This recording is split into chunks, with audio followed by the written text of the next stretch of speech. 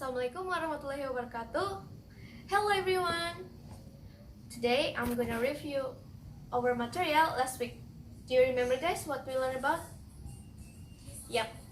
Last week we learned about conditional sentence or we can call it if clause. Jadi atau yang dalam bahasa Indonesianya itu kalimat pengandaian. Nah, jadi minggu kemarin itu kita sudah membahas dan berdiskusi mengenai materi ini. Jadi hampir semua orang pernah berandai-andai kan? Nah, berandai-andai itu bisa dilakukan di mana saja dan kapan saja. Kita juga berandai-andai mengenai banyak hal seperti harapan, keinginan, bisa juga rencana. Nah, ini tuh baik yang sudah terjadi, sedang terjadi, tidak mungkin ataupun yang tidak mungkin terjadi sama sekali. So here I would review a little bit about our material last week. Check it out.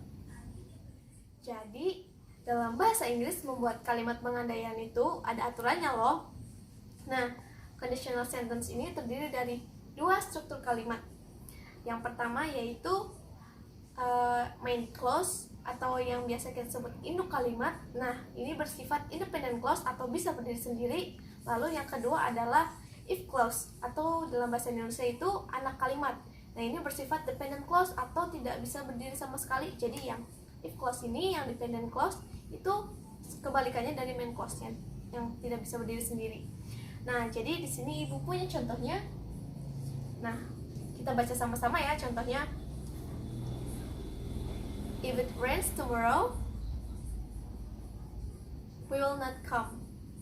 Nah, jadi bisa kita lihat yang if it rains tomorrow itu if clause-nya atau dependent clause-nya tidak bisa berdiri sendiri. Lalu setelah koma itu we will not come itu adalah main clause-nya, dependent clause-nya atau induk kalimatnya.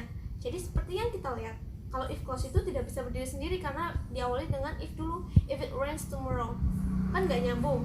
Jika besok hujan, lalu apa kelanjutannya? Sedangkan yang main clause itu we will not come itu merupakan satu buah kalimat yang bisa berdiri sendiri walaupun tanpa kalimat yang sebelumnya yang if it rains tomorrow.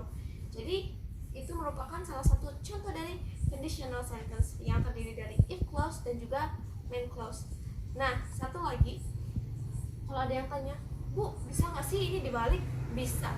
Kita bisa membaliknya seperti main clause-nya terlebih dahulu, lalu if clause-nya. Jadi nantinya we will not come if it rains tomorrow, tapi dengan satu syarat, hilangkan komanya.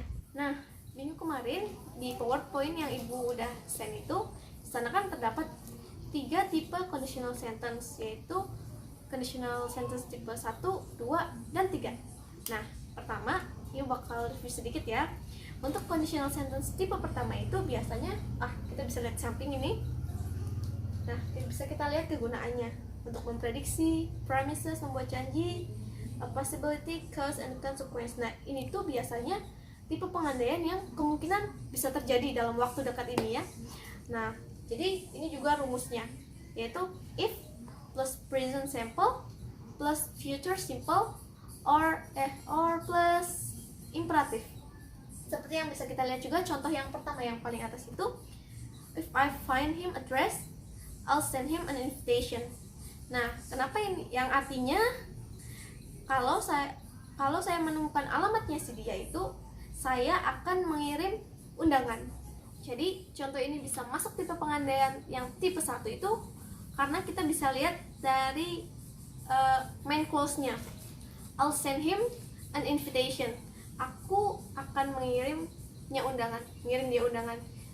Nah, jadi ini bisa terjadi. Jadi bila saat itu ketemu juga alamatnya akan dikirim saat itu juga. Jadi tipe pengandaian yang ini tuh masuk ke tipe pengandaian ke-1. Lalu selanjutnya adalah tipe pengandaian yang kedua. Nah, untuk tipe pengandaian yang kedua ini biasanya digunakan untuk mengungkapkan sebuah hayalan atau angan-angan aja. Jadi nggak mungkin terjadi gitu loh. Yang kita bisa lihat samping. Itu digunakannya untuk hipotesis, unlikely situation, unreal situation, juga give advice. Jadi yang emang unreal situation, situasi yang nggak nyata. Nah, lalu bisa kita lihat di rumusnya ini, strukturnya, yaitu if plus past simple plus conditional yang terdiri dari would dan might, lalu verb infinitive.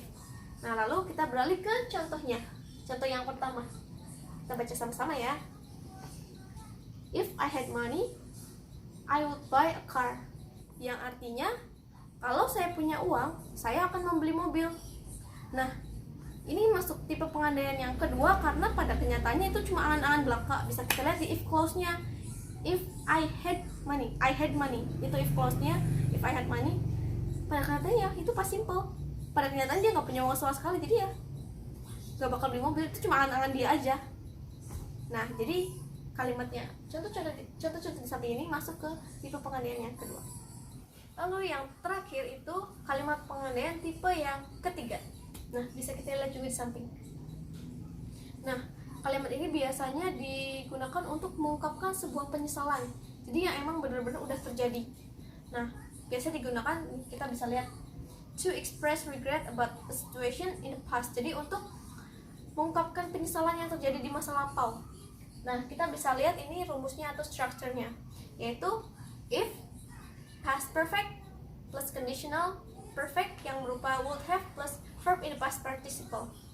Nah, lalu kita beralih ke contohnya. Kita lihat contoh yang pertama. Nah, kita baca sama-sama ya.